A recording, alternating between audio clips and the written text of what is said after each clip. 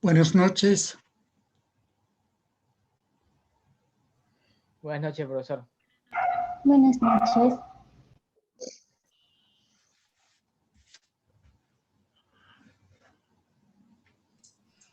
Buenas noches, profesor, ¿cómo está? Buenas noches.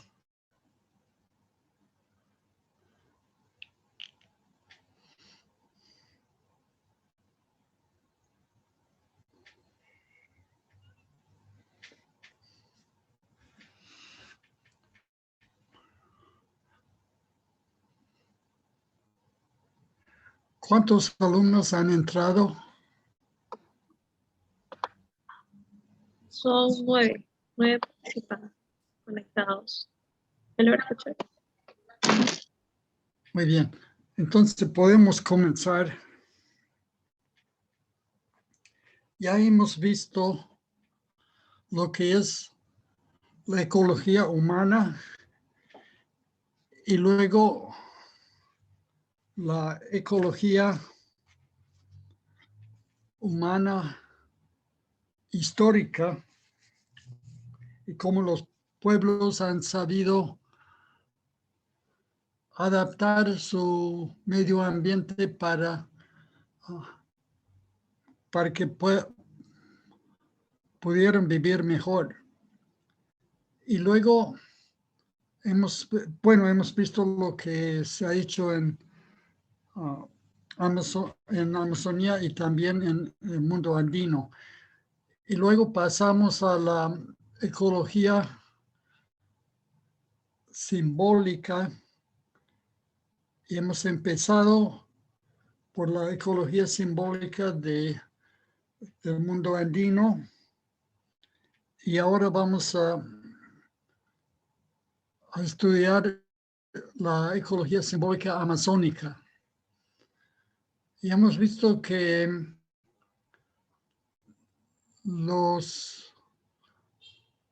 el estudio de la ecología, que tenemos modelos operativos que son modelos que estudian el mundo conocido desde el marco de la ciencia teórica y experimental. Pero también hay modelos cognitivos, que son las construcciones culturales que hace un grupo humano sobre su realidad, su ambiente y el cosmos. Es una construcción cultural y social de la naturaleza. Siguiente.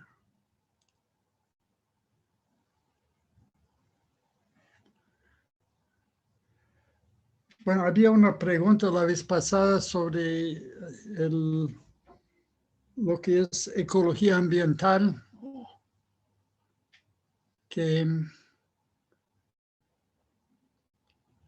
más bien psicología ambiental. Como sabemos que la ecología es el estudio de la relación entre los seres vivos y su ambiente. Entonces, la psicología ambiental es el estudio de las personas y su entorno humano, su entorno por ejemplo, de parientes, de compañeros de trabajo, compañeros de estudio. Todo eso forma parte de la psicología ambiental de las personas. Bueno, vamos a seguir con la ecología simbólica amazónica. Los indígenas, y vamos a empezar con el pensamiento indígena, y esto influye mucho en el pensamiento de los pueblos amazónicos y también en cómo vamos a ver en la ecología política los problemas ambientales que tienen que enfrentar. Entonces, también la ecología simbólica puede tener importancia también los que son mestizos, los que no son indígenas, pero la base del pensamiento amazónico se encuentra en los indígenas y muchos de los mestizos amazónicos son descendientes de indígenas, por ejemplo, indígenas que sus padres han sido de dos grupos diferentes, entonces solo han usado el castellano como medio de comunicación. Entonces se consideran que como si fueran mestizos, pero en realidad culturalmente viven la cultura amazónica que han heredado de sus padres. Los indígenas amazónicos han proyectado su sistema cultural, su organización social y significaciones al mundo de las plantas y animales. Han sido antropomorfizados e incorporados en la calidad de parientes, amigos, benefactores, aliados y enemigos del mundo humano. Un ejemplo son los awajún, que las mujeres consideran a las plantas, sobre todo las plantas de sus chacras, como sus hijas, sus hijitas, y tienen cantos para que crezcan bien sus plantas, sus hijitas. Y también los varones que son cazadores llaman a sus presas cuñados. Entonces van cantando a sus cuñaditos para que se acerquen, para que el hombre pueda cazarlos. Entonces eso es un ejemplo de cómo proyectan su sistema cultural y sus significados al mundo de plantas y animales. Siguiente. Para los pueblos amazónicos hay una unidad entre los seres vivos y los lugares del paisaje. Y bueno, en muchos pueblos indígenas alrededor del mundo, no solo en el Perú, establecen ninguna distinción radical entre lo humano, los animales, plantas, astros y lugares del paisaje.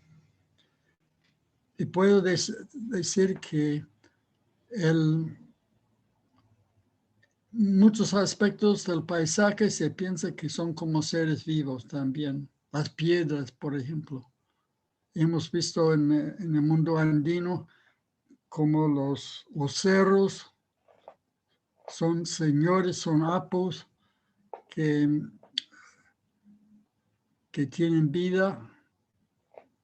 Y también, bueno, y luego en el mundo andino son muy importantes las piedras también. Y también en el mundo amazónico. Siguiente.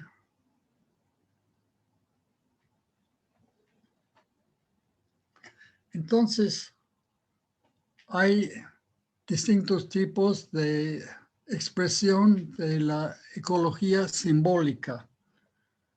Creencias que motivan la acción. Que las creencias que tienen los pueblos en el pasado se ha considerado como supersticiones, pensamientos irracionales, pero sabemos de los estudios de antropólogos, empezando con Edward Evans Pritchard, que esas creencias tienen razón de ser. Y vamos a ver cómo estas creencias pueden motivar a las personas para realizar ciertas acciones. Luego los ritos, que son acciones simbólicas para lograr un efecto. En nuestro mundo occidental racionalista muchas veces no damos importancia de estos ritos, pero son importantes para la vida de los pueblos. Y luego los mitos es otra forma de expresión de la ecología simbólica, que expresan, son relatos orales de hechos ocurridos en un tiempo primordial, donde los personajes son dioses, seres humanos con poderes especiales que convierten en animales, árboles u otro aspecto del paisaje. Hay un paralelismo con el mundo andino, donde las piedras, las personas, los personajes de la tradición oral de la mitología andina, las personas se convierten en piedras, en rocas. Y en los mitos también vamos a encontrar que hay personas que se convierten en árboles o en animales o en algún aspecto del paisaje. Siguiente.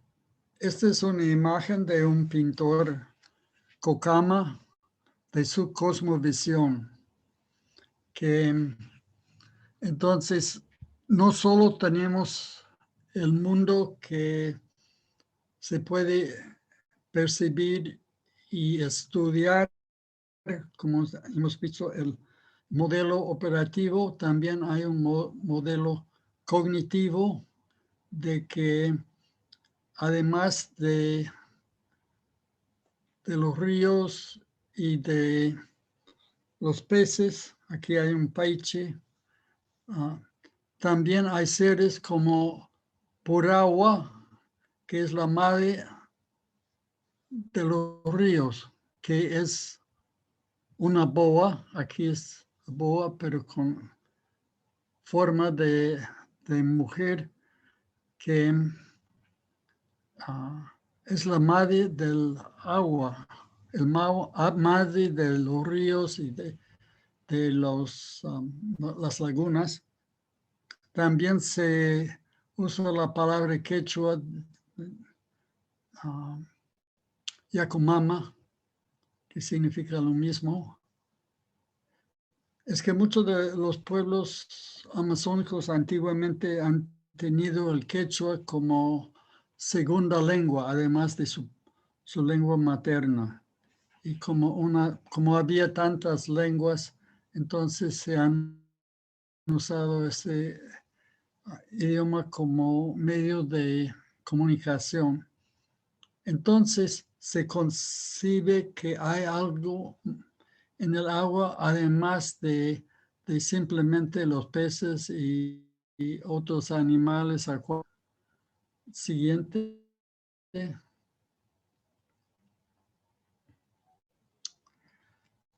Hay un francés, antropólogo, Philippe Descola, que ha escrito mucho sobre este tema de las creencias de los pueblos amazónicos y lo que llamamos animismo. A fines del siglo XIX, algunos de los antropólogos como Edward Taylor propusieron el concepto de animismo como la forma más primitiva de religión, la primera forma de religión. El animismo, la creencia en seres espirituales, pero se había desacreditado esta idea de animismo como la forma principal o la forma primera de religión, sobre todo por las críticas que hizo Evans Pritchard. Y entonces se ha desacreditado y durante mucho tiempo se ha dejado este concepto. Y Philippe Descola está reviviendo y haciendo conocer y investigar este tema porque pienso que es importante, no como una forma de religión, una forma o primitiva de religión, sino realmente una relación especial con el medio ambiente. Siguiente.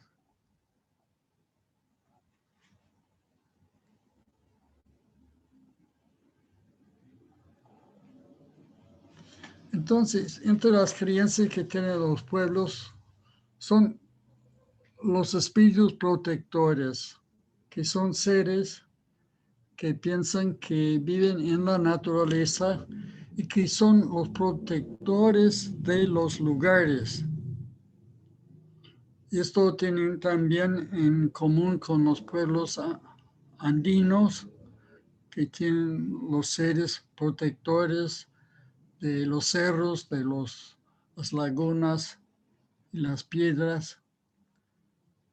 Entonces, estos espíritus son protectores de los lugares y hay una serie de ideas de que si maltratan esos lugares, entonces estos seres pueden de alguna manera castigar a las personas. Entonces la Purahua, la madre del agua, es la protectora de los peces. Si el pescador pesca más de lo que necesita, entonces se piensa que le puede castigar, por ejemplo, haciendo voltear su canoa o hacerle sufrir alguna otra desgracia. Entonces, esta idea ayuda a mantener una relación sana con el medio ambiente. También son protectores de ciertos lugares donde se piensa que estos seres quieren raptar a los seres humanos o pueden hacerles daño si se acerca a su lugar privilegiado. Y hay dos lugares principales. Uno son los bosques, donde para los cocamas el Shapichico es una especie de duende que es protector de los animales que cazan, y también en quechua Chuya Chaki es un personaje que tiene un pie normal y otro pie de animal o un pie más pequeño que el otro, y que estos seres se piensan que son protectores del bosque y protector de los animales. Entonces, se piensan que las personas que primero, bueno, tiene varias funciones. Uno es de protector este lugar y vigilar que no hay una caza indiscriminada de las especies de animales. También es una advertencia a los niños, sobre todo para que no se vayan al bosque solos, porque el Chuyachaki o el Shapichico lo puede raptar. Y esto ofrece esa idea, esa creencia, entonces ofrece una protección a los niños. Luego también hay lugares en el bosque donde los animales se reproducen. Y esos son lugares donde hay bastantes creencias sobre el Chuyachaki o Shapichico, que es protector de ese lugar y las personas no deben acercarse. Y justo se piensa que en estos lugares donde hay esas creencias, entonces la gente no se atreve a entrar en estos sitios. y son lugares muy aptos para que los animales se puedan reproducir tranquilamente. También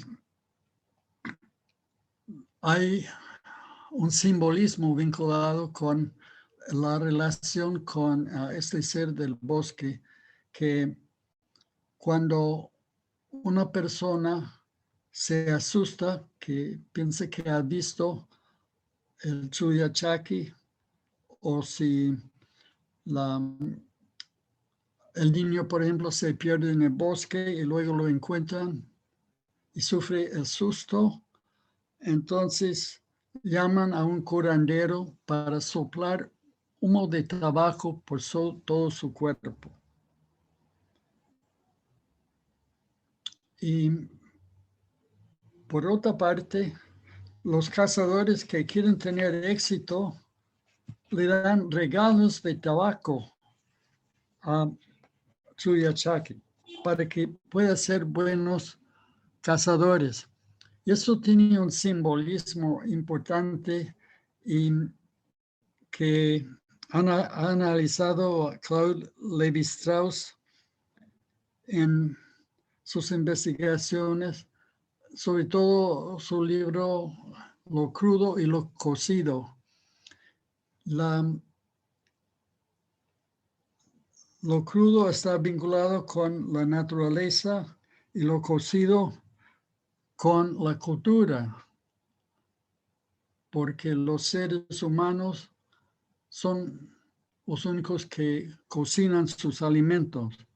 Entonces, en este pensamiento amazónico es importante esa distinción. Entonces, cuando el niño se asusta, llaman al curandero para soplar humo de tabaco por todo su cuerpo para ahuyentar a Chuyachaki, para ahuyentar a la naturaleza que le hace daño.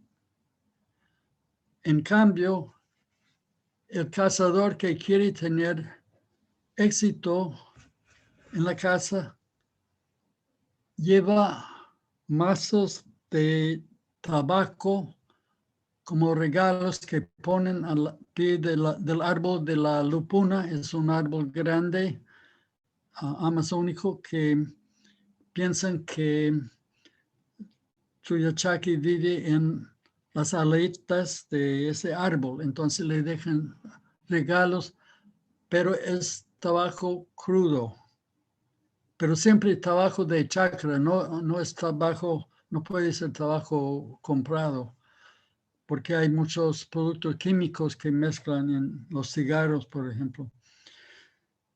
Entonces, para atraer la naturaleza, se da regalos de tabaco crudo.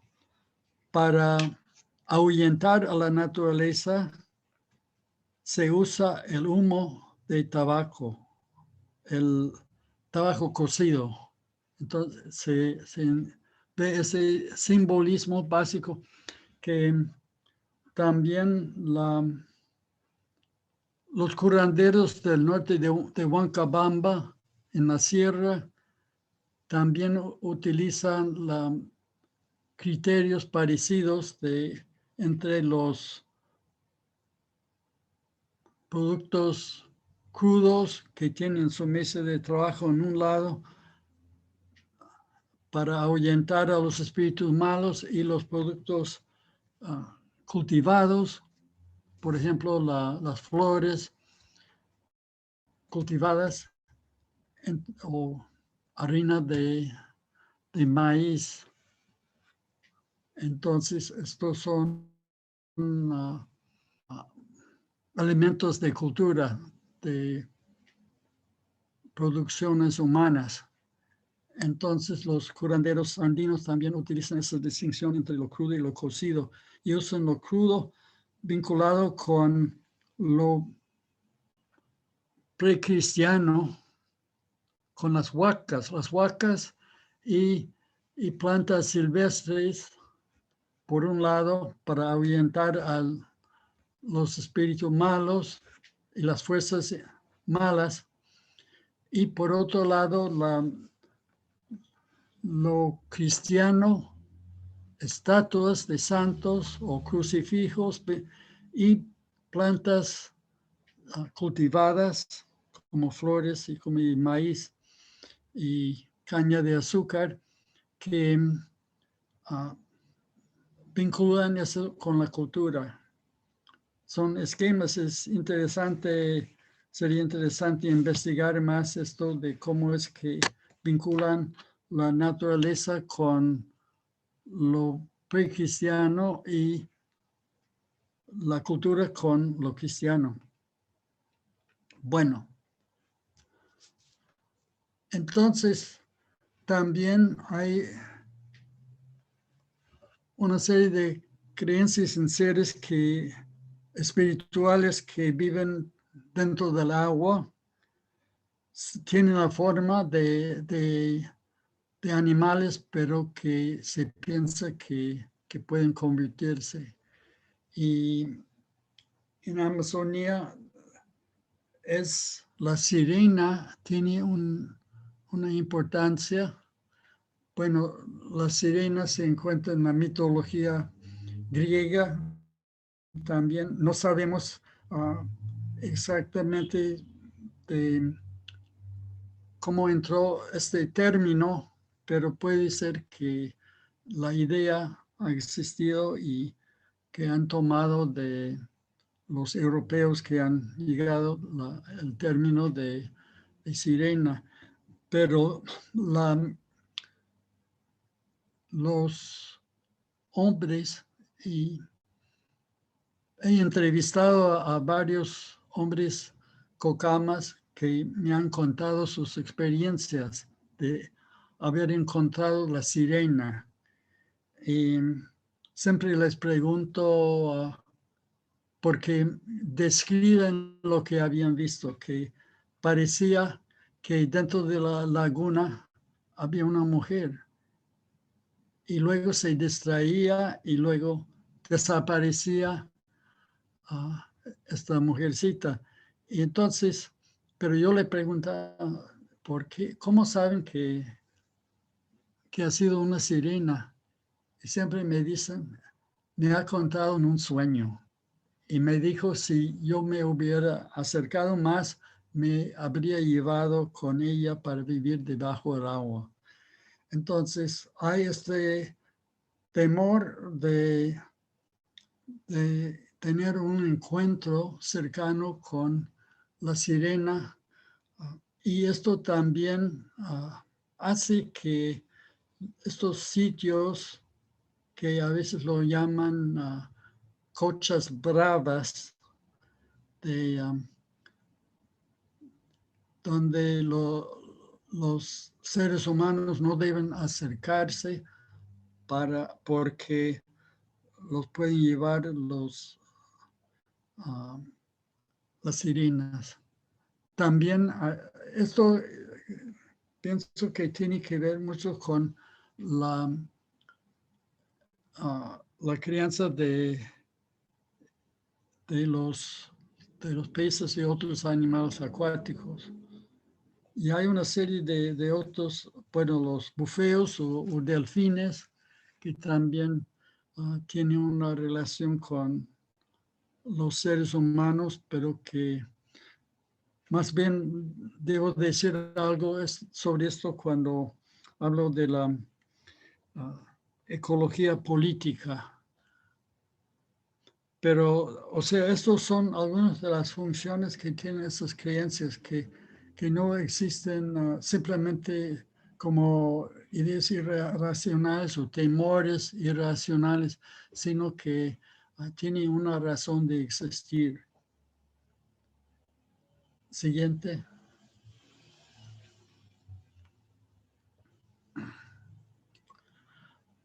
Además de las creencias, también hay una serie de rituales que tienen en muchos casos, están vinculados con la naturaleza. Por eso estudiamos esto en en la ecología simbólica, que hay una serie de rituales que se realizan en los momentos importantes de la vida, el paso de una etapa de la vida a otra, también del paso de un lugar a otro. Y que estos ritos, o sea, en tiempos de pubertad, los cambios en la vida de mujeres y hombres, el matrimonio, la paternidad, la progresión de clase, especialización ocupacional y luego el momento de la muerte. También el nacimiento de los niños. Cada uno de estos conjuntos se vinculan ceremonias cuya finalidad es idéntica: hacer que el individuo pase de una situación determinada a otra situación igualmente determinada. Y creo que esto tiene que ver con la psicología ambiental, las relaciones entre los seres humanos y los cambios que hay en sus vidas. Y estos rituales han sido estudiados por Arnold van Gennep, etnógrafo y folclorista alemán, pero que trabajó y escribió en francés, y encontró que los ritos de paso de una etapa de la vida a otra o de un lugar a otro que tiene una estructura común. Y esto ha sido un gran avance en la investigación sobre los rituales. Y vivía durante el mismo tiempo que Emil Durkheim, el sociólogo que estudió sobre la religión, pero me parece que van Gennep ha hecho un trabajo mucho más significativo y original. Siguiente.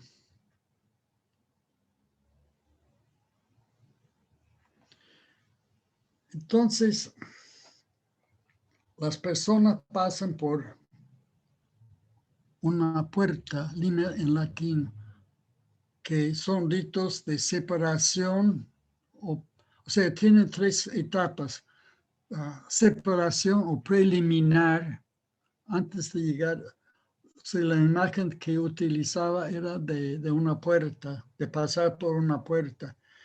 Y entonces hay una separación de una etapa anterior y luego ritos de margen, dintel, como si uno estuviera en la misma puerta de la casa, que no está ni adentro ni afuera, y luego posliminar, que de agregación después de pasar por este proceso. Entonces, son tres etapas en un ritual, y este esquema nos ayuda a ordenar el análisis sobre este tipo de rituales. Que hay una primera etapa de transición, de separación de un estado anterior, y luego de transición, donde el sujeto se aparta de un estado social y se prepara para una etapa futura de un nuevo papel en la sociedad o de ocupar un nuevo lugar. Y entonces, el sujeto ritual se aparta de un estado social anterior para transitar por un intervalo de ambigüedad existencial que le conducirá hacia una nueva condición de estabilidad y posicionamiento. Nosotros tenemos vestigios de algunos de estos ritos. Por ejemplo, la persona cuando sale de la casa, mucha gente se persigna Y esto es un ritual de separación, que la persona no sabe qué le va a pasar después, que puede sufrir un accidente, le puede robar y todo eso. Entonces hace un rito para expresar su preocupación de salir de la protección de su casa. Y luego también los jugadores que se persignan al entrar a la cancha. Y estos son vestigios de ritos de paso, ritos de pasos o ritos de pasaje, que es el término que usaba Van Gennep. Siguiente.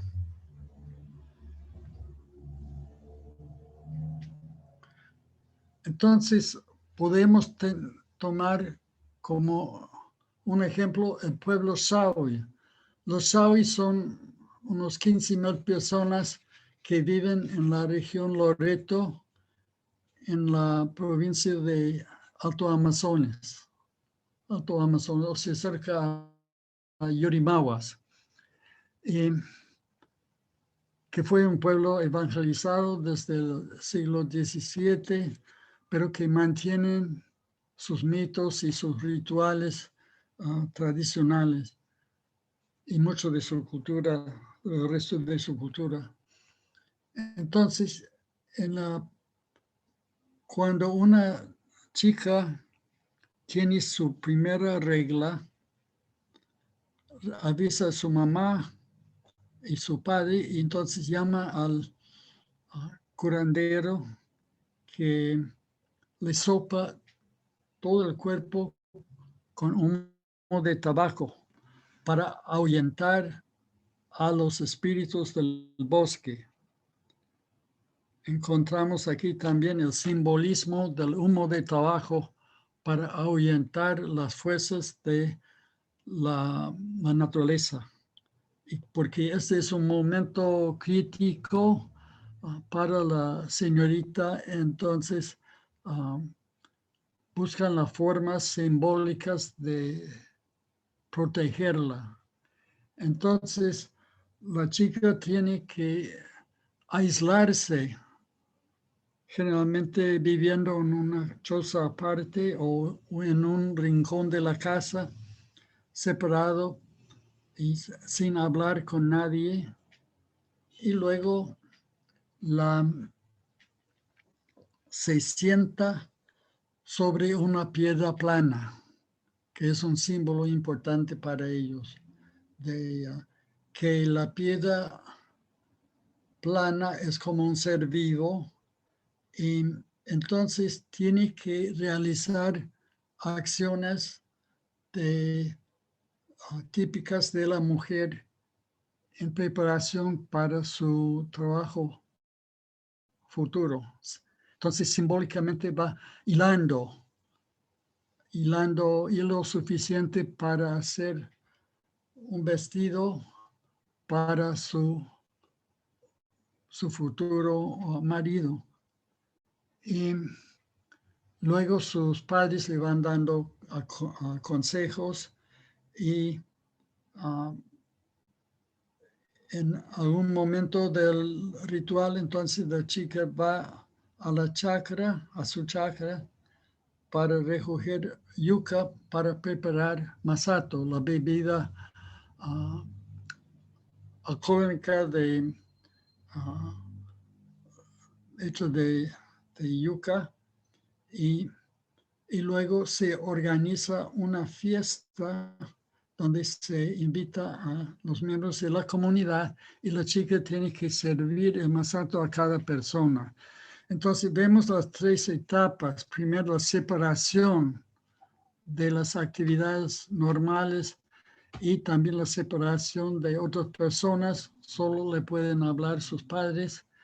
Y luego, en la etapa de transición, es la etapa de separación. La etapa de transición se pone en contacto con símbolos sagrados, en este caso la piedra plana, y también las actividades femeninas realizadas aquí en forma ritual. Y luego la tercera etapa, la reintegración en la comunidad como una mujer adulta apta para el matrimonio. Y se hace esto sirviendo masato a cada persona. Entonces, este pueblo también, cuando nace un niño, colocan el niño sobre la piedra plana para que tenga larga vida. Cuando se casa una pareja, se pone encima de la piedra plana para que dure el matrimonio.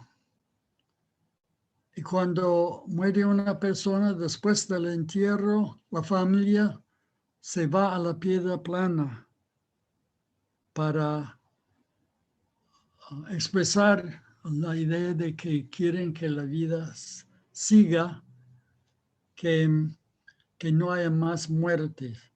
Y entonces esta piedra plana es importante para ellos, es como un ser vivo. Y dicen que esta piedra es importante porque las piedras no mueren. O sea, la piedra es un ser que tiene vida, pensamiento y actúa, pero que nunca muere. Y esto es lo que quieren. Y la mujer en esta sociedad, entonces, por medio de estos ritos, es la mujer, es la persona que asegura la continuidad de la sociedad, dando a luz a los niños. Y esto se encuentra en muchos pueblos amazónicos, el rito de pubertad para las mujeres.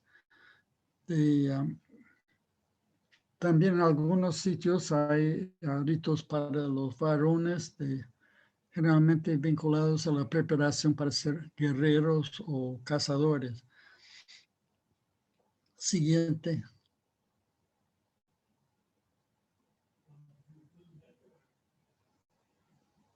Siguiente. Bueno, además de los ritos de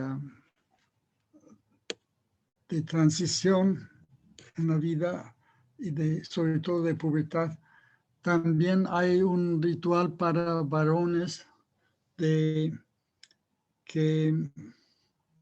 se encontró en los años 1980 en el pueblo Ashaninka, en la selva central, que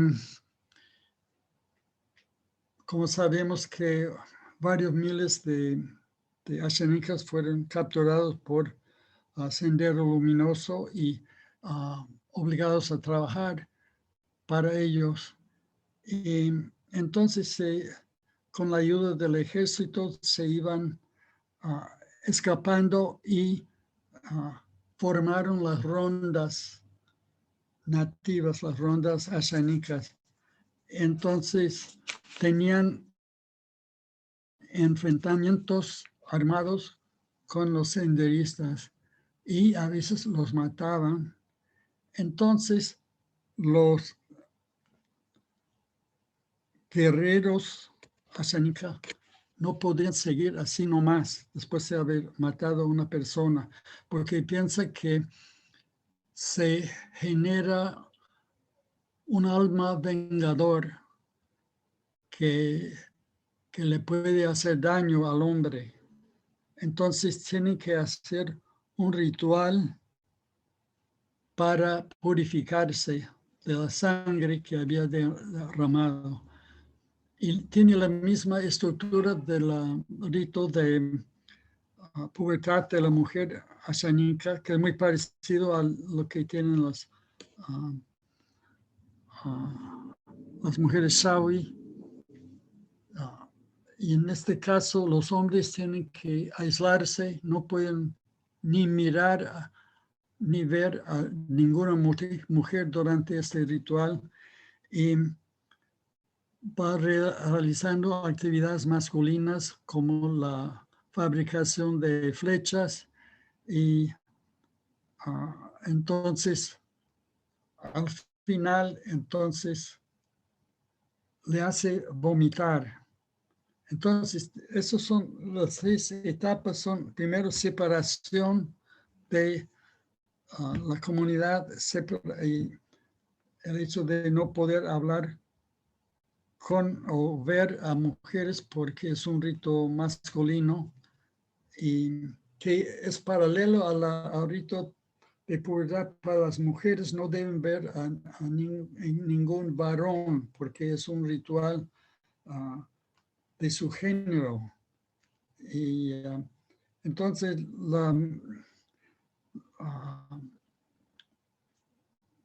la segunda etapa, entonces realiza acciones simbólicas, o sea, fabricando y también contando relatos de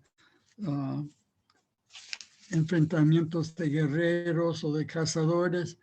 Y luego la tercera etapa para ellos, para incorporarse en la comunidad, es que lo hacen vomitar, o sea, de botar todo lo que tenía anteriormente.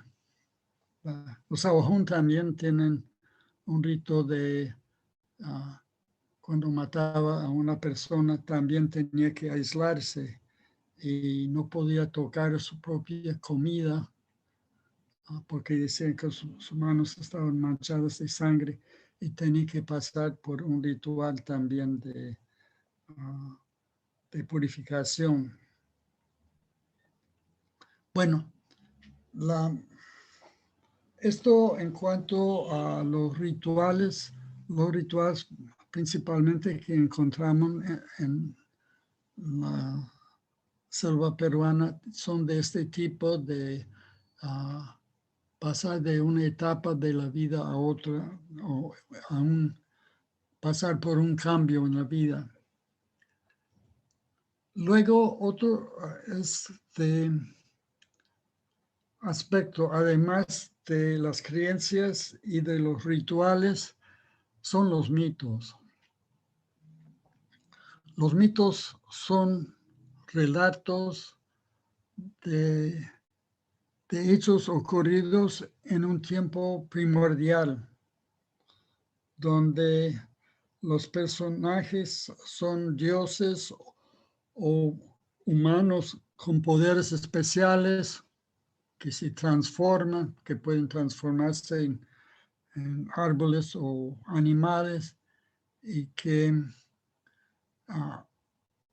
entonces son relatos que surgen en sociedades ágrafas y por la relación estrecha con la naturaleza tiene mucho que ver con las plantas y animales que rodean a las personas y su relación con ellos. Entonces surgen en sociedades ágrafas o sea, pueblos que no han tenido escritura. Entonces estas narraciones son formas de transmitir conocimientos en la forma de cuentos y también son medios para pensar, que nosotros tenemos nuestros libros, nuestros artículos que usamos para reflexionar, para pensar. Esta gente no ha tenido esto, pero han tenido sus cuentos y como un medio para pensar sobre la realidad. Pero es importante entender que cada narrador crea su versión basado en lo que ha escuchado. Entonces va creando un relato parecido, pero no exactamente igual, porque siempre tiene en cuenta su público y lo que sabe su público y lo que no sabe. Y utiliza técnicas como la abstracción concreta, que puede parecer una contradicción, pero la abstracción concreta es el uso de algo concreto para expresar una idea abstracta, como hemos visto, el uso de fuego como símbolo de la cultura, porque los seres humanos son los únicos que cocinan sus alimentos. Entonces, en los mitos, cuando se habla de fuego o de cocinar, están usando una abstracción concreta. Y por eso en los pueblos amazónicos es muy importante el origen del fuego.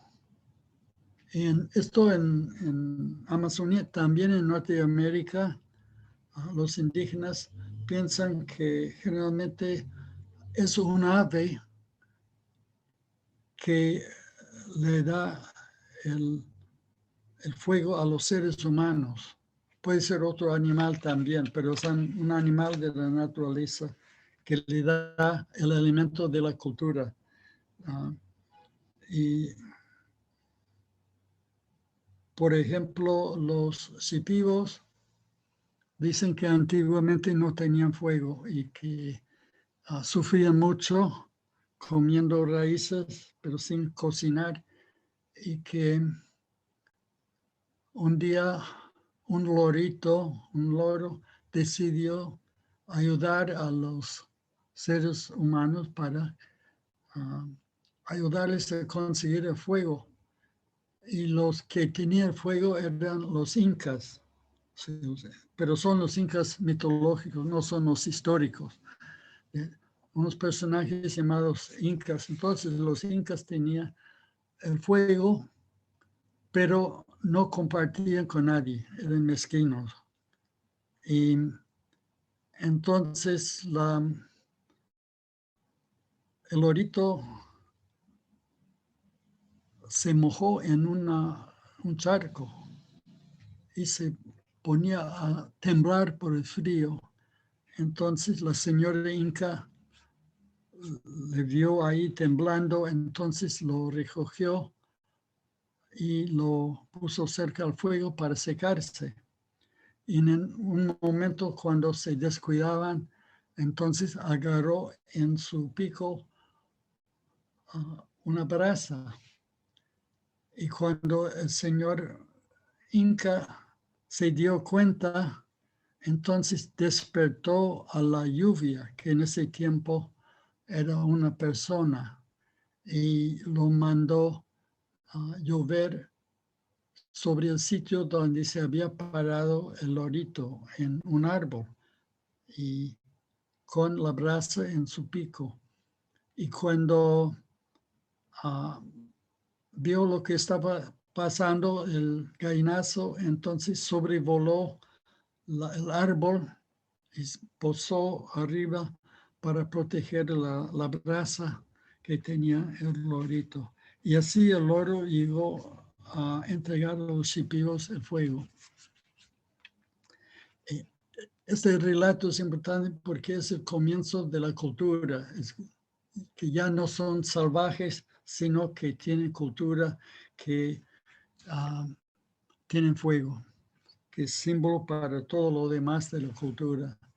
Y dicen también que el lorito antes tenía su pico bien recto, pero con el calor de la brasa se dobló y se quedó hasta hoy.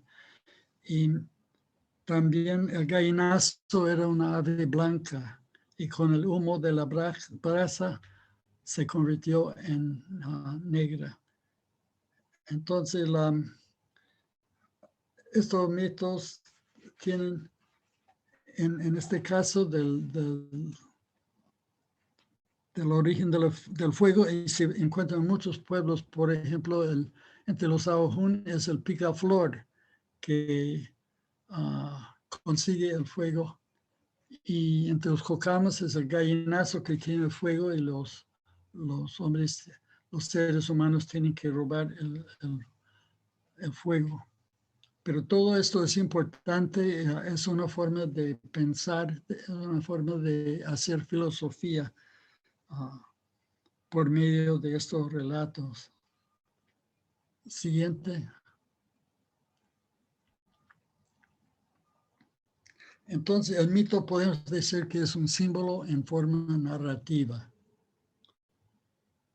Y se distingue, o sea, entre signo y símbolo. El signo tiene una representación directa. Tiene un significado convenido antes, como el semáforo, que siempre sabemos lo que significa el semáforo con roja y un verde. Mientras que el símbolo es la memoria de cosas, de palabras, ideas, actitudes, que pueden referirse a varios significados condensados y puede abarcar realidades complejas. Entonces, la memoria va relacionando la experiencia de la persona para entender el símbolo, el objeto que puede, como dice, he dicho, puede ser un mito, puede ser un ritual. Siguiente. El que ha estudiado mucho los mitos es Claude Lévi-Strauss, el antropólogo francés, que escribió 4 tomos que se llaman mitológicas y después escribió 2 tomos más sobre la historia del lince y otro libro de más, o sea, 6 libros sobre los mitos. Y entonces sus estudios son muy complicados y representan muchos conocimientos, mucha investigación, pero nos da luces para poder entender los relatos. Siguiente.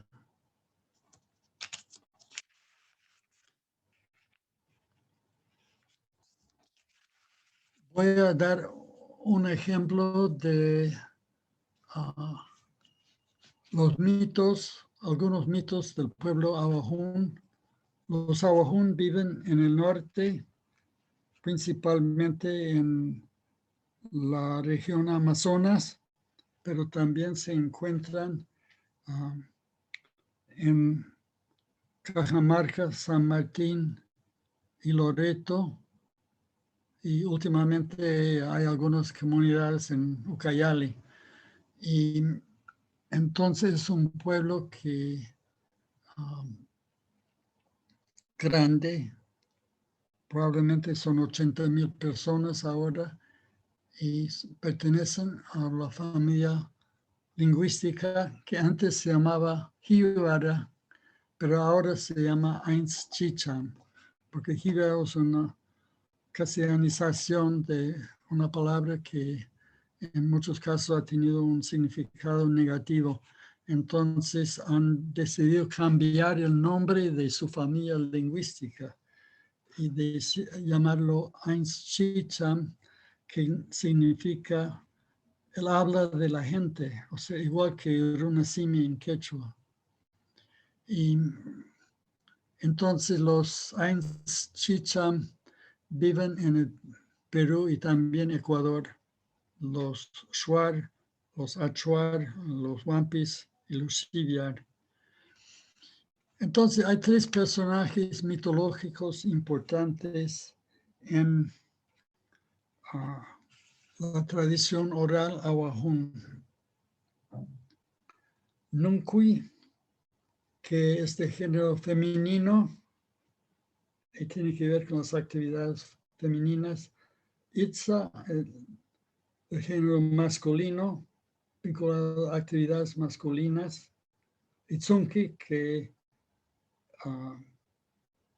puede ser masculino o femenino, que se transforma. Y entonces, el relato de Nuncuy empieza diciendo que antiguamente la gente no tenía conocimiento de la agricultura, entonces vivían sufriendo Y un día unas mujeres abajo estaban caminando y encontraron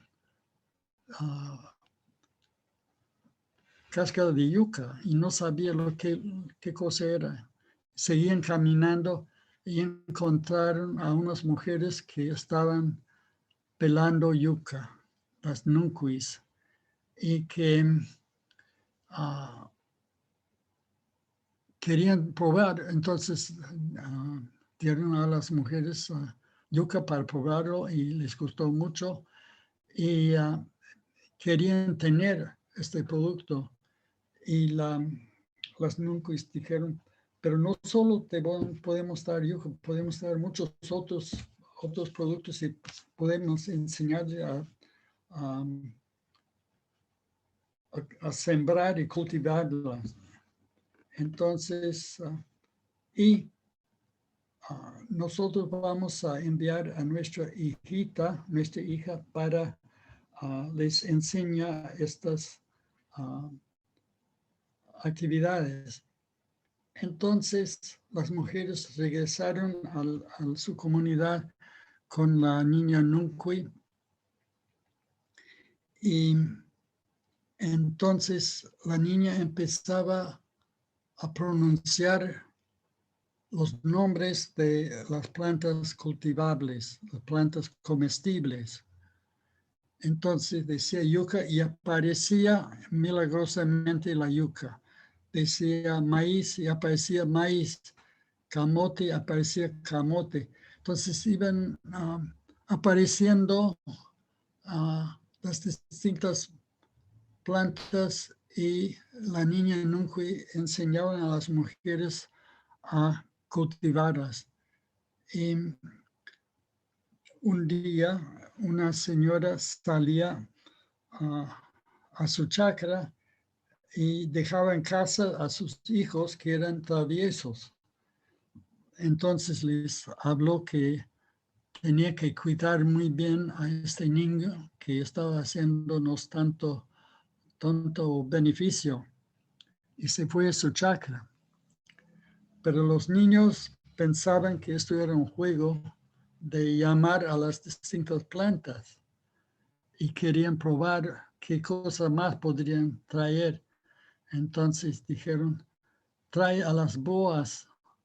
Y la niña nunca dijo, no voy a traer las boas porque ustedes van a asustarse.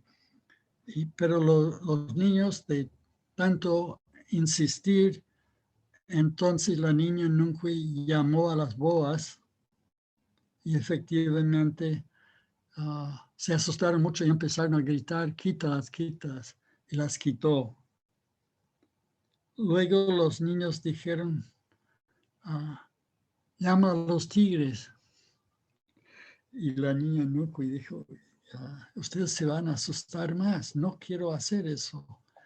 Pero insistieron tanto que llamó a los tigres y efectivamente los tigres asustaron a los niños y empezaron a gritar, quítalos, y los quitó. Luego dijeron, llama a los diablos. Y la niña Nunqui dijo, no quiero hacer eso porque si llama a los diablos, no voy a poder quitarlos, se van a quedar. Pero los niños seguían insistiendo. Entonces, la niña Nunqui llamó a los diablos y asustaron mucho a los niños y empezaron a gritar, quítalos, quítalos, pero no podía quitarlos. Entonces se molestaron los niños y le echaron ceniza en los ojos de la niña Nunqui. Y de repente se transformaron todas las plantas comestibles de las chacras, se convirtieron en variedades no comestibles de las mismas plantas. Y la chica saltó al techo de la casa y el árbol de Guayaquil, que es como bambú, el hueco por dentro, se inclinó y la niña nunca se metió adentro. Y la mamá trató de sacarlo, pero no podía. Entonces, por culpa de estos niños traviesos, se había perdido toda la riqueza de plantas comestibles. Entonces, las mujeres volvieron y visitaron a las nunquis y para pedir que devolvieran los productos. Y las nunquis dijeron, entendemos lo que son niños traviesos, pero ustedes tienen que entender que nuestra hija representa la naturaleza, representa la tierra. Y si ustedes maltratan la tierra, entonces van a perder la riqueza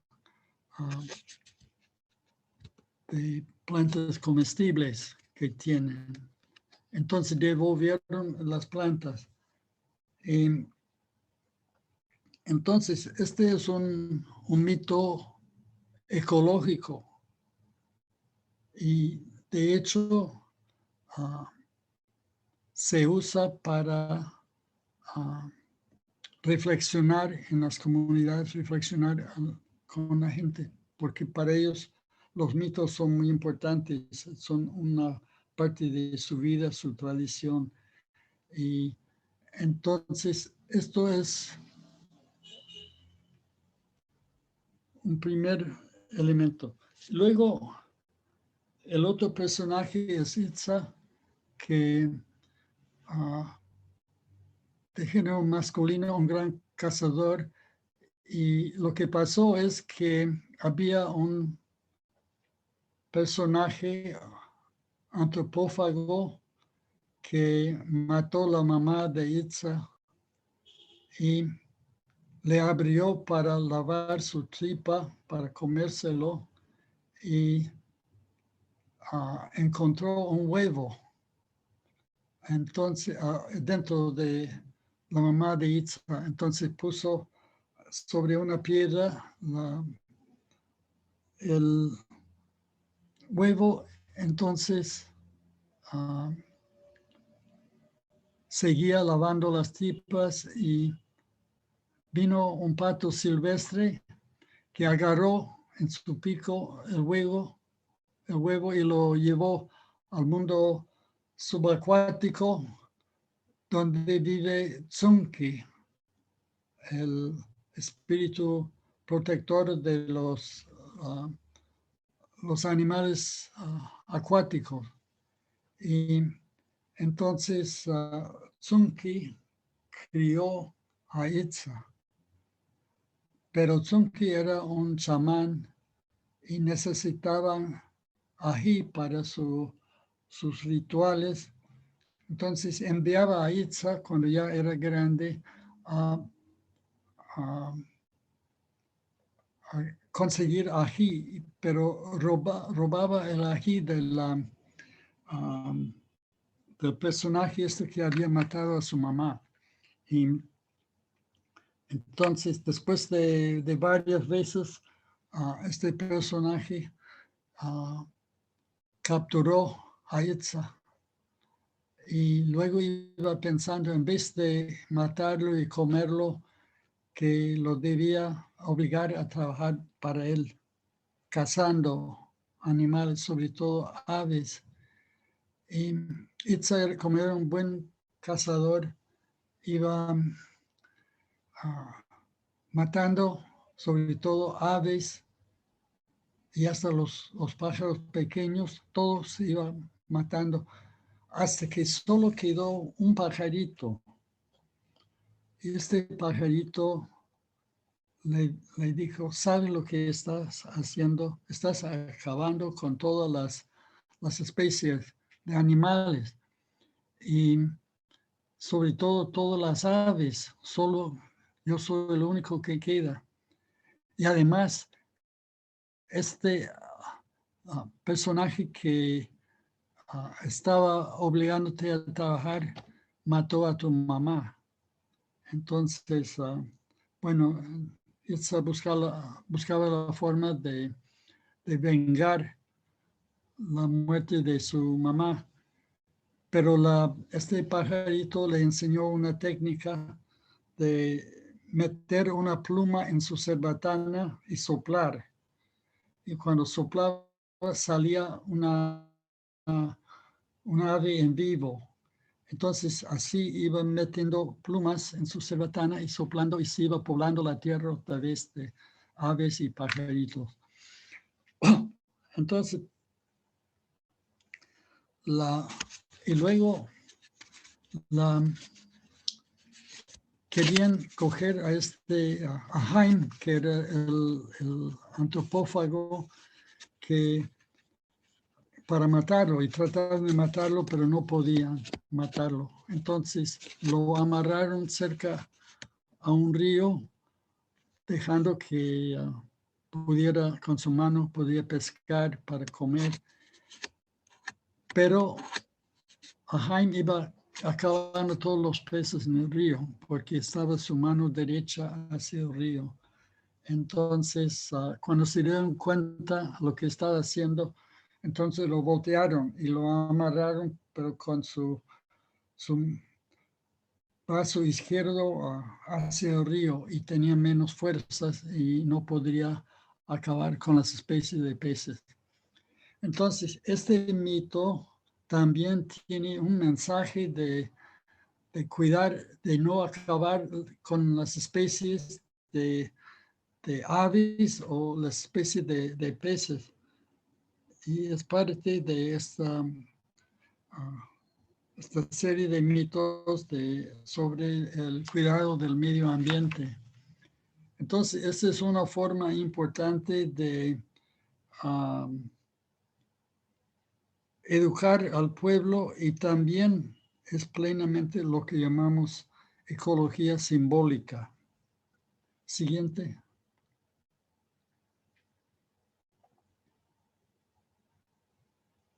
Bueno, aquí hay unas imágenes de una mujer abajún con su hijita. Siguiente. Y este es un hombre abajún usando su cerbatana que se usa sobre todo para matar pájaros y monos. Siguiente. Esto es Tsunki, que lo representa como una sirena, pero es un personaje para las mujeres, es masculino, y para los varones es femenino, que se puede, según ellos, transformarse. Siguiente. Y ese es el cuadro de la cosmovisión abajún, que entonces hay 3 espíritus protectores del medio ambiente, Nunku, Itza y Tsunki. Cada uno está vinculado a un género, Nunku femenino, Itza masculino y el Tsunki que se transforma. Ubicación terrestre. Nunkui está, y piensen que los Nunkui siguen viviendo en las chacras, en el subsuelo, que hacen crecer las plantas. Y Itza, su dominio es el bosque como cazador. Y Tsunki su dominio es el río y es el protector de los peces. Y también piensa que puede castigar a las personas para que no puedan pescar si abusan y pescan demasiado. En cuanto a ubicación cosmográfica, Nunku es ubicado en la Tierra. Itza está vinculado al Sol y su mismo nombre significa Sol en idioma abajún. Y Tsunki está vinculado con el arco iris. En cuanto a actividades de subsistencia, nunca está vinculado con la agricultura femenina y la crianza de animales domésticos y silvestres.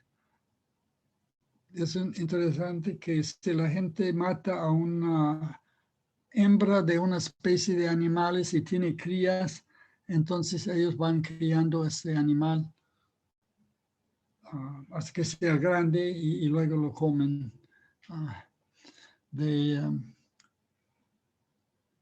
Luego, Itza está vinculado a caza y agricultura masculina.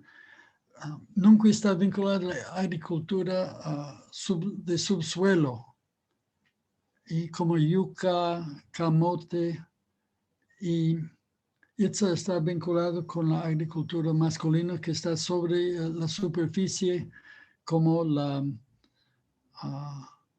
plátano y otros productos que se producen sobre la superficie. Y luego Tzunki está vinculado con la pesca, también algunas actividades masculinas y femeninas, y los peces son las crías de Tzunki, sus gallinas, dicen. En cuanto a habilidades, nunca está vinculado a la cerámica, y está vinculado al trabajo en madera, la cestería, tejido, la construcción de casas y canoas.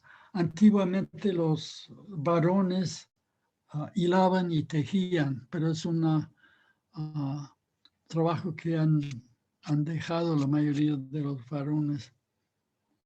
Y luego Tzunki está vinculado al chamanismo. Y también hay un animal vinculado a cada uno de estos personajes. El ave en su idioma Sukuya, que es chotacabras con la Nuncuy. El mono machín con Itza.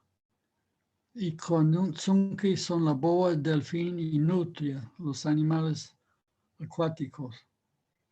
Y también cada uno tiene una piedra besoar que tiene poder, que vinculado a su género. Las piedras besoares son piedras que se encuentran dentro del cuerpo del animal. Y cada uno de estos personajes tiene sus cantos que cantan, las mujeres cantan Anunkui para que crezcan bien las plantas. Y los varones cantan a Itza para que sean buenos cazadores. Y Tzunki tienen Anen para la curación de los enfermos de parte de los chamanes. Bueno, esto es la cosmovisión, un cuadro de un grupo, pero los grupos indígenas en muchos sitios tienen sus propias tradiciones y su propia cosmovisión, que en muchos casos no ha sido sistematizado. Siguiente. También tiene sus lugares importantes de la naturaleza, los Awajún. La cascada sagrada, que es el lugar donde se van los espíritus de los personajes de su cultura. Y también los jóvenes deben tratar de conseguir un espíritu ayudante, un espíritu protector. Y los jóvenes ayunan y van a la cascada sagrada que hay muchos en su territorio, es Selva Alta, y para poder tener una visión de un Ahutap, un espíritu ancestral que puede ser su protector. Y si no logra la visión así nomás por medio del ayuno, entonces toma ayahuasca. Siguiente.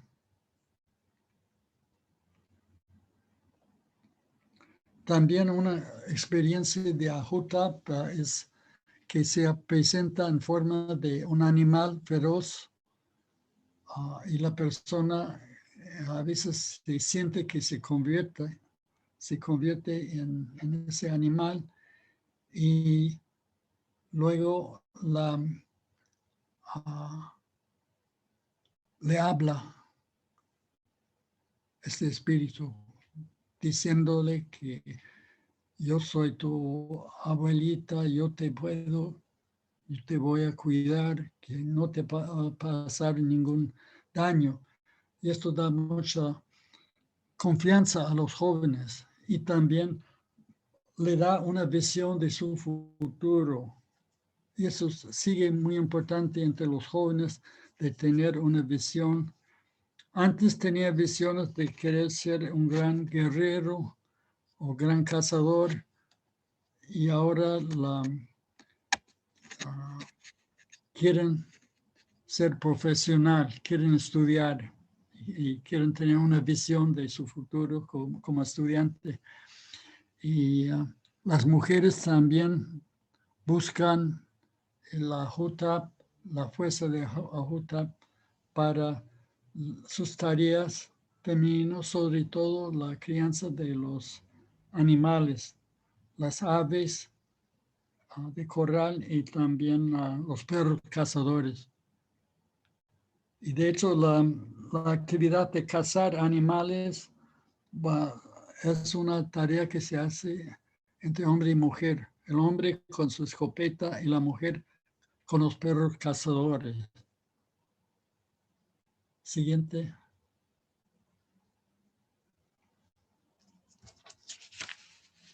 Bueno, algo interesante que pasó en Jaén, en el Instituto Pedagógico, estudian como 100 awajún, mujeres y hombres. Y para la fiesta de Santa Rosa, entonces los distintos grupos tenían que presentar alguna actuación típica de su cultura. Entonces se vistieron de su ropa típica, los hombres y mujeres, pero es interesante que las mujeres se hicieron coronas de flores, porque han visto, es como era la fiesta de Santa Rosa, y han visto las imágenes de Santa Rosa con una corona de flores. Entonces, para conmemorar eso, entonces se pusieron esas coronas que no son de su tradición. Siguiente.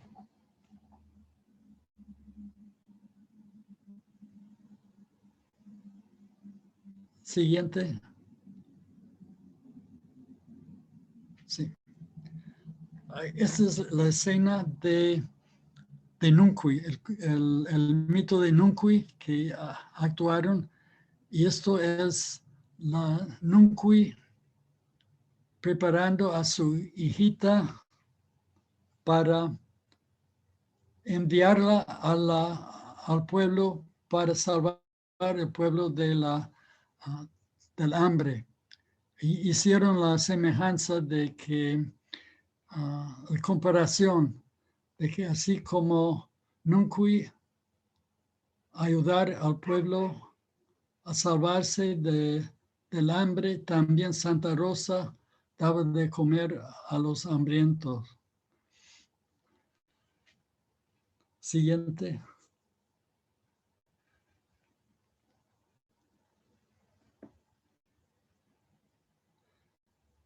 Bueno,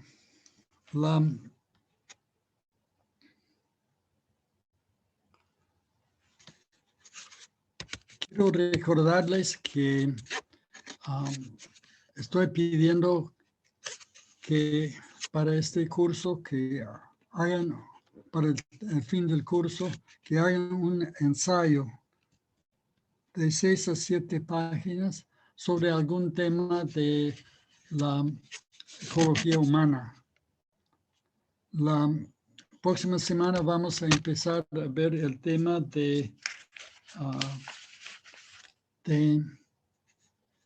la ecología política, o sea, los problemas ambientales que tienen los pueblos andinos, amazónicos y también urbanos. Y entonces pido también que ustedes para la próxima semana que traigan algunos temas que quieran que presentemos, que analicemos que puede ser problemas ecológicos vinculados a su trabajo o el lugar donde viven o lo que han conocido en las noticias. No sé si hay alguna pregunta sobre estos temas que estamos viviendo de la ecología simbólica.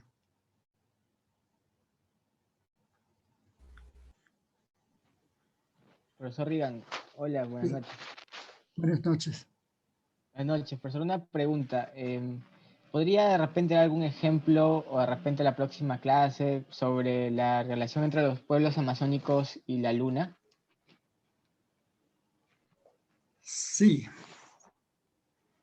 Bueno, las fases de la luna son importantes para la agricultura,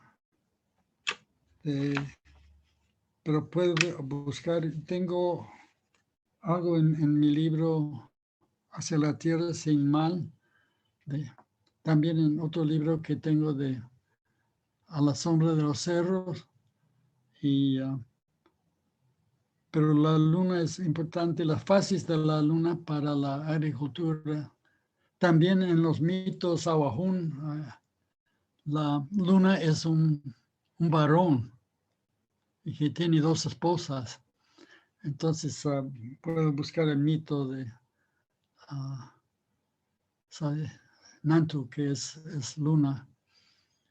Y también en los cocamas es importante la luna para la agricultura, para cortar la madera, para que no se apolille. También hay un mito de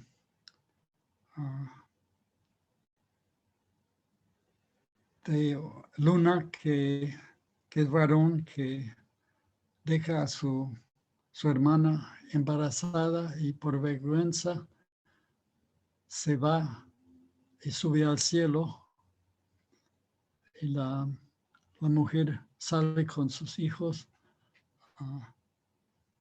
para buscar a su marido. También luna es importante entre los Matsigengas, por ejemplo, y los Ashanikas. Es el personaje que enseñan a cultivar la tierra. Pero voy a buscar otros.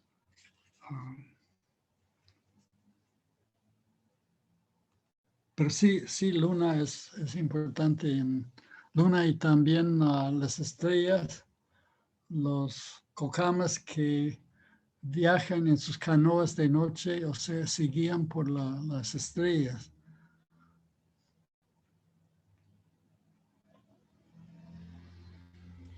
Y hay cánticos relacionados a estos astros también,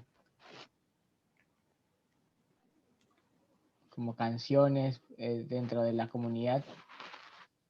Eso es una buena pregunta. Tendría que averiguar. Hola, ¿qué tal, Jaime? Tenía un par de preguntas. ¿Me escuchan? Sí, ¿no? Ahí Sí, ya. sí.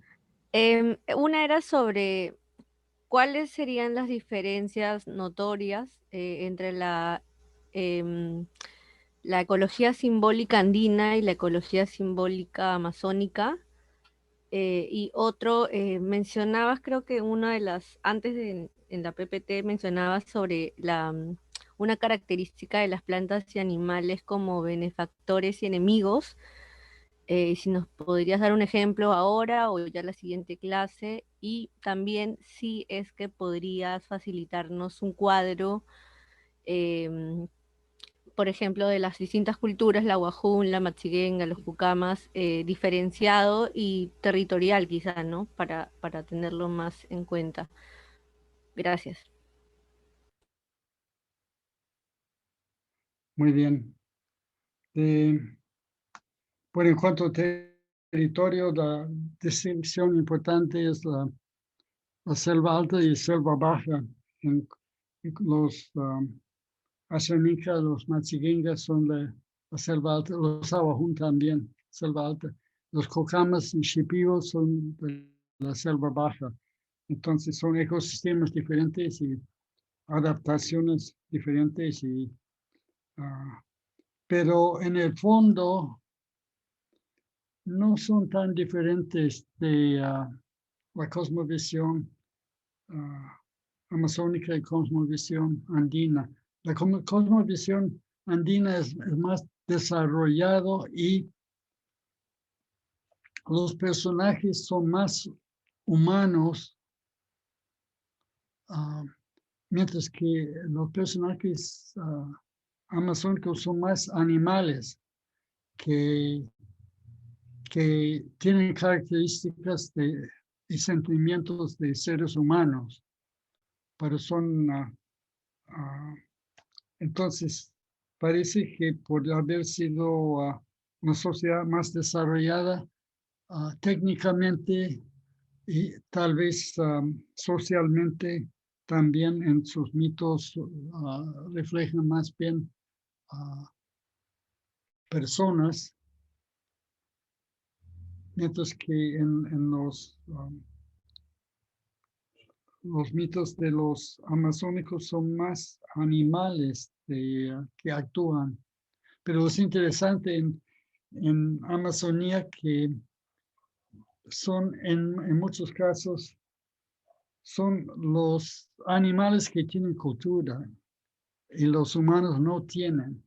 Entonces los animales van entregando a los seres humanos las características de cultura, los conocimientos del fuego y de cómo construir canoas, cómo construir la casa y cómo hacer canastas. Y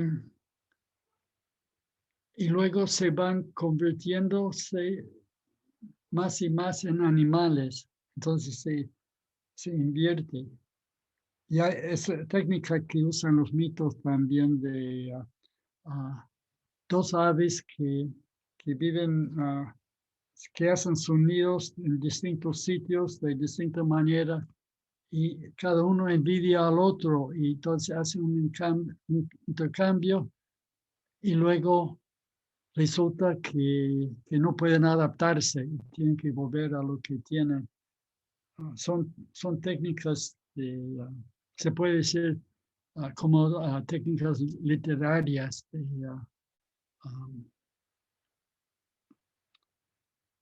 Pero son,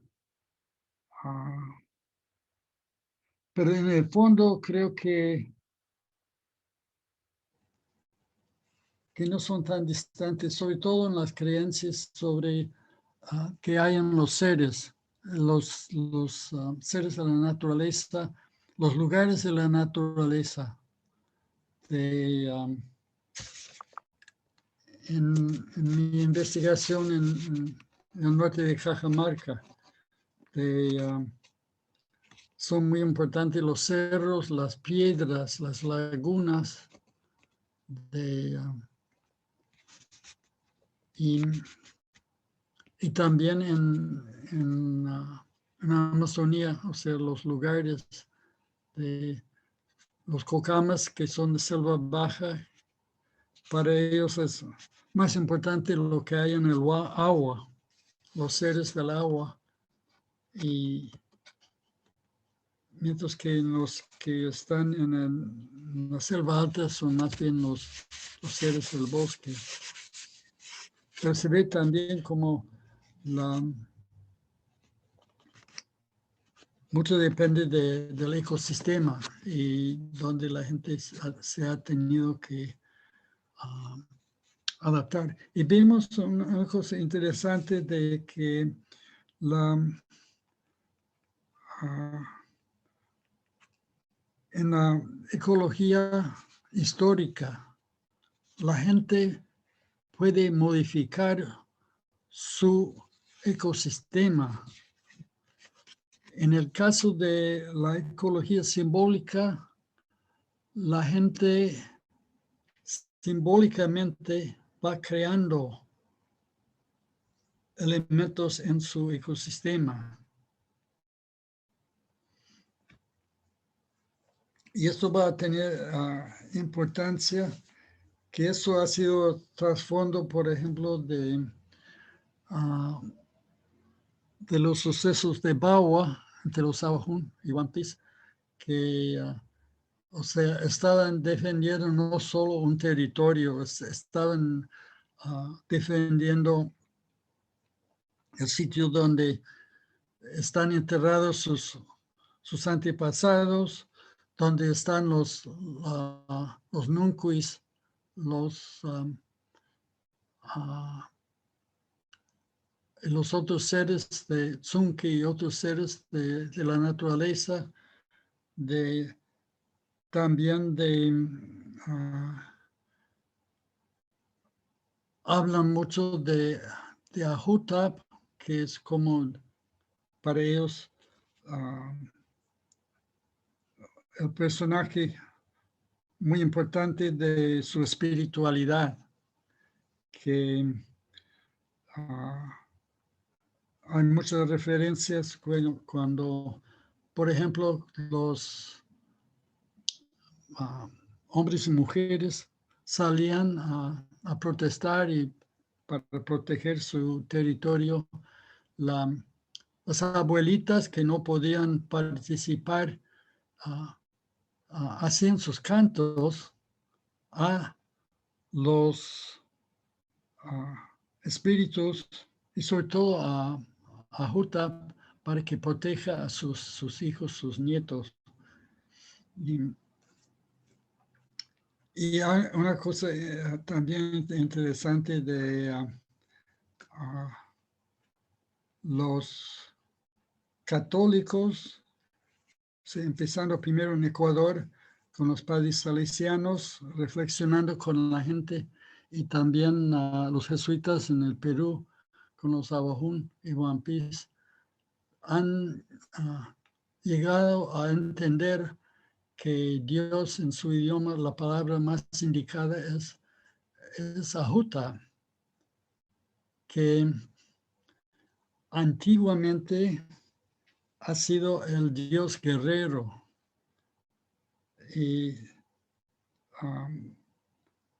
Pero ahora van cambiando esta idea, porque también en la Biblia, en el Antiguo Testamento, es mucho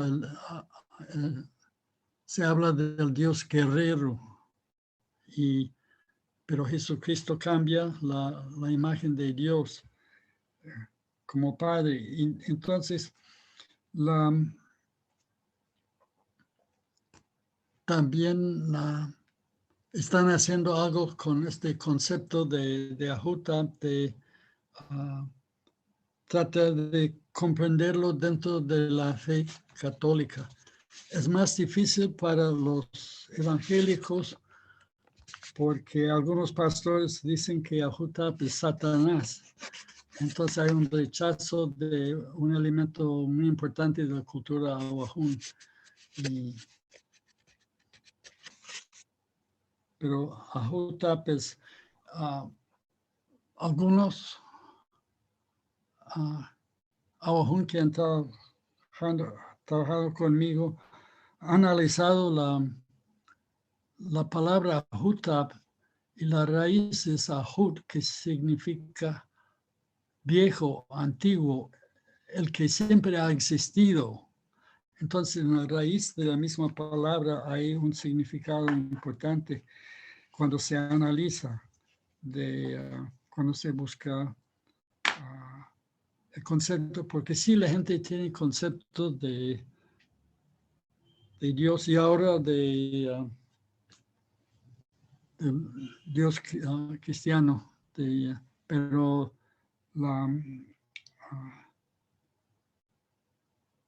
el problema es cuando se trata de hacer equivalencias que no siempre corresponde.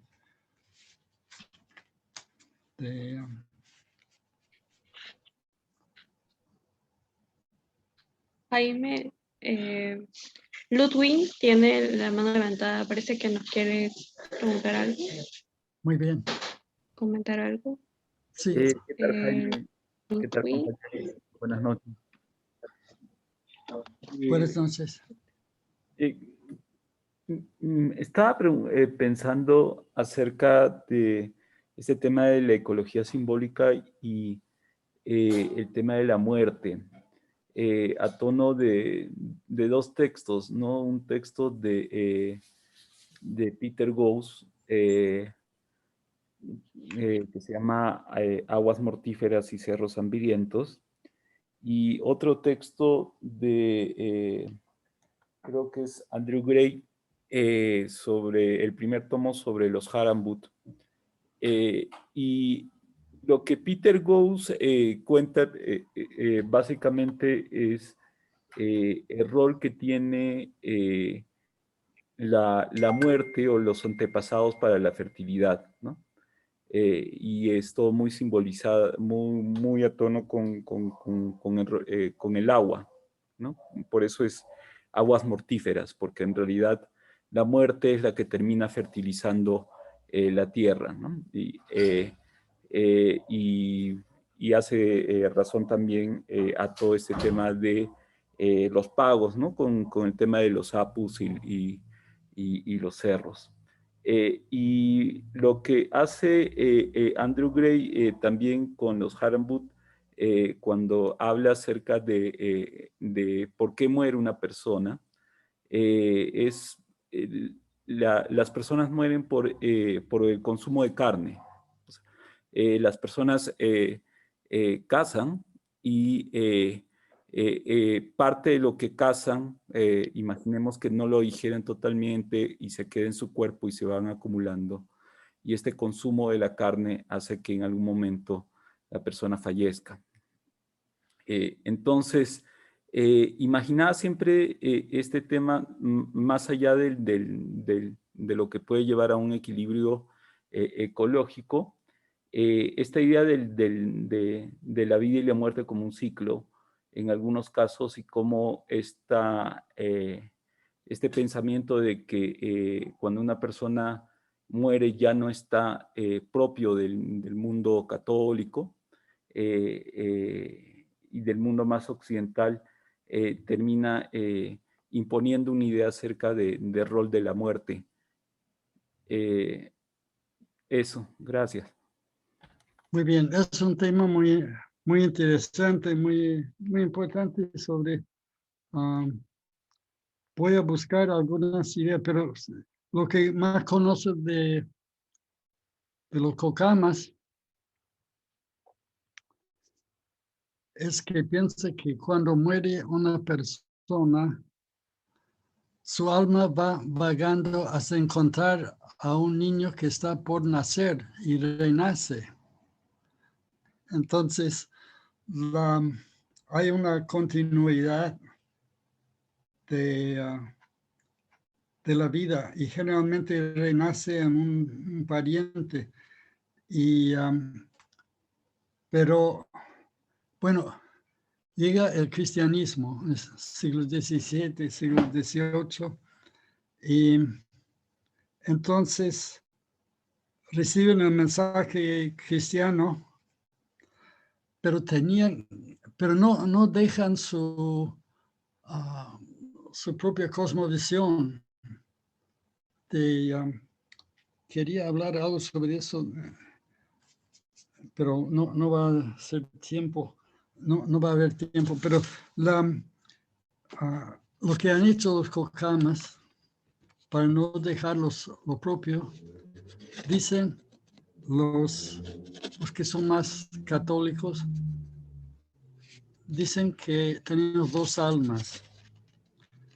Un alma creado por Dios y cuando muere la persona, esa alma vuelve a Dios y el otro alma queda vagando por la tierra para reencarnarse. Y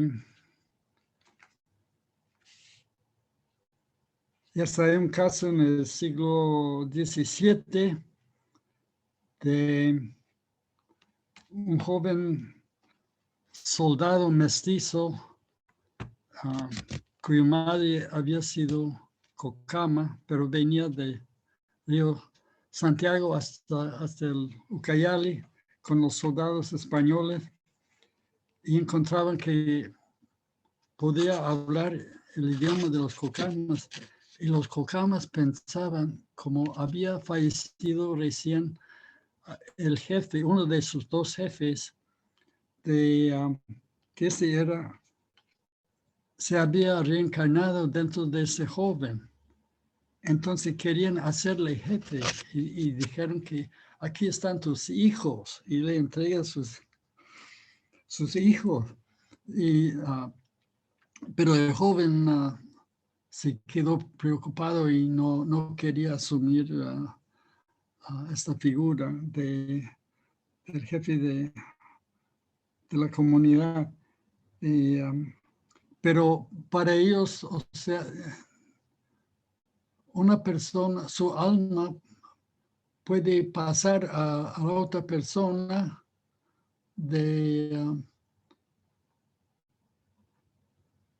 también hay casos, bueno, es complicado, pero lo interesante es que los cocamas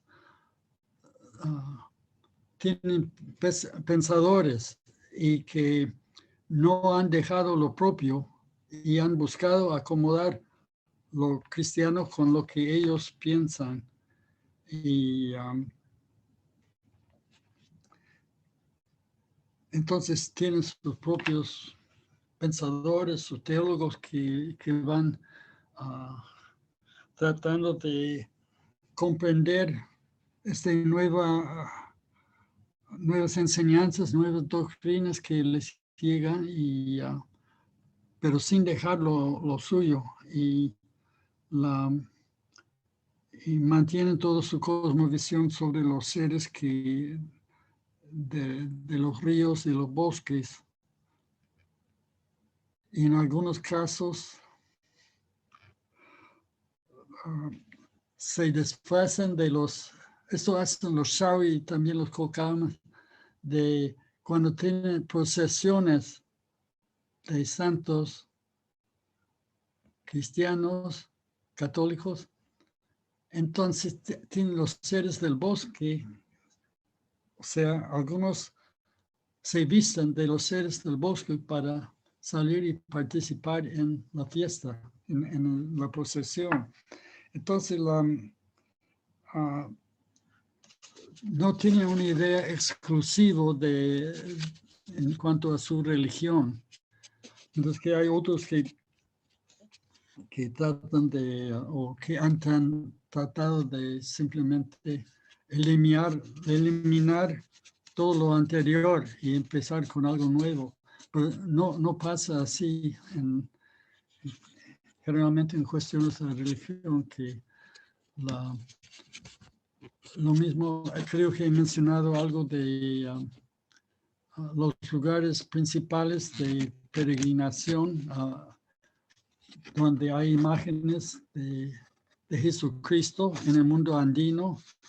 Son piedras básicamente donde se han colocado una imagen de Cristo, pero que son los antiguos huacas que se convierten en imágenes de Cristo. Y entonces la gente no siente parece que Bueno, la imagen que usa el antropólogo francés Dan Sperber dice que el distingue entre la gramática, cuando tú tienes una gramática, por ejemplo, castellano y aprendes inglés, entonces tienes otra gramática diferente, pero están separados en tu pensamiento, en tu inconsciente. Pero cuando se encuentran cuestiones simbólicas y religiosas, todo entra en el mismo saco. Entonces la gente tiene que ver cómo distinguir o fusionar estos elementos, pero no hay una gramática para catolicismo, una gramática para una religión andina o práctica o culto andino, que se quedan entremezclados en el mismo inconsciente de la persona.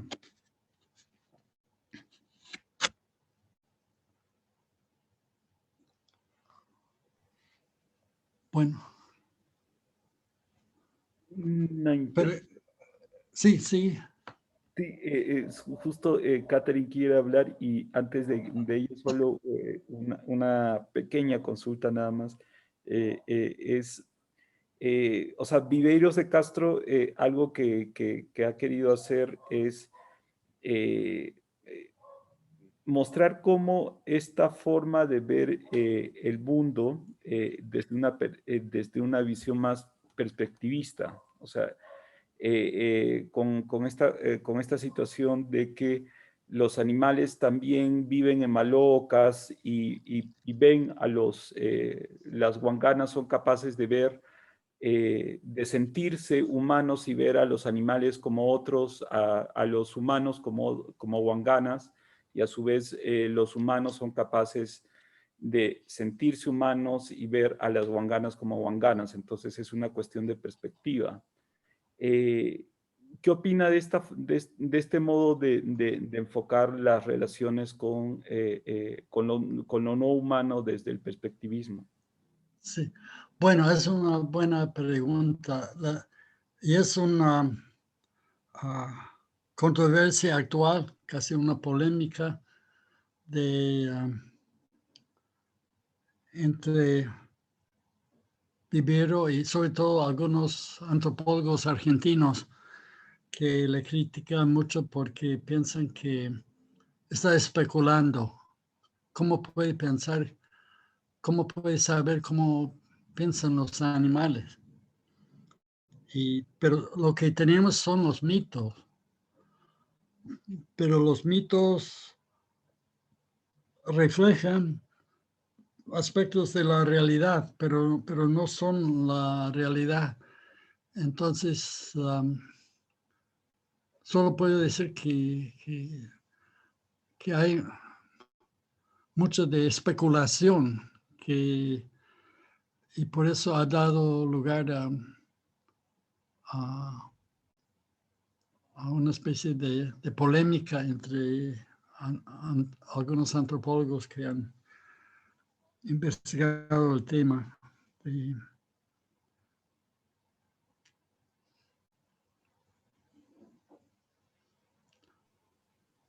Bueno, había otra pregunta. Catherine quería hablar. Catherine. En realidad yo también le iba a preguntar sobre el perspectivismo amerindio de Eduardo Viveiros, así que ya más o menos lo respondió.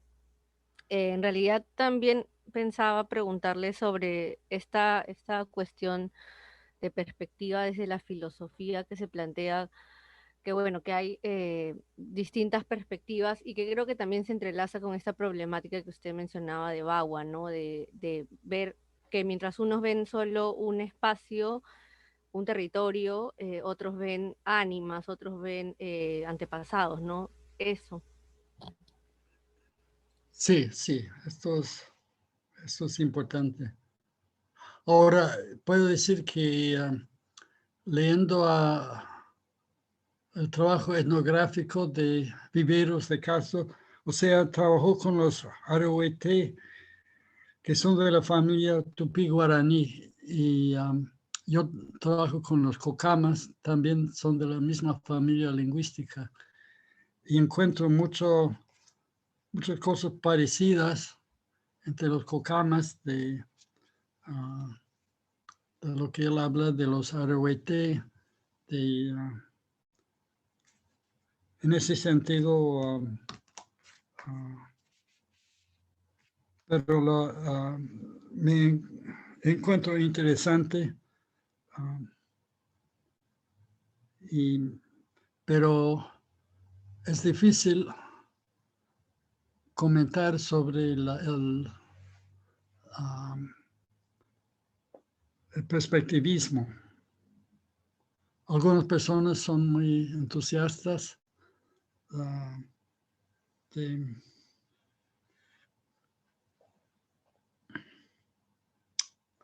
puedo buscar algunas lecturas sobre eso.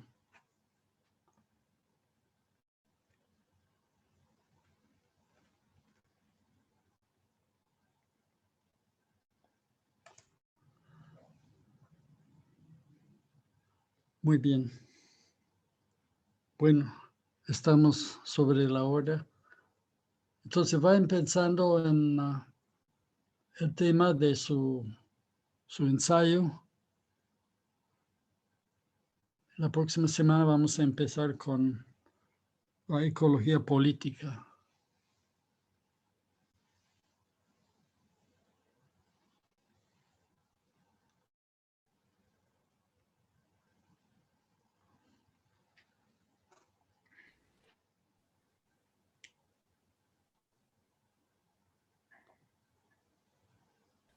Muchas gracias Sí, por la clase, Jaime. muy Hasta bien. la próxima. Hasta la próxima.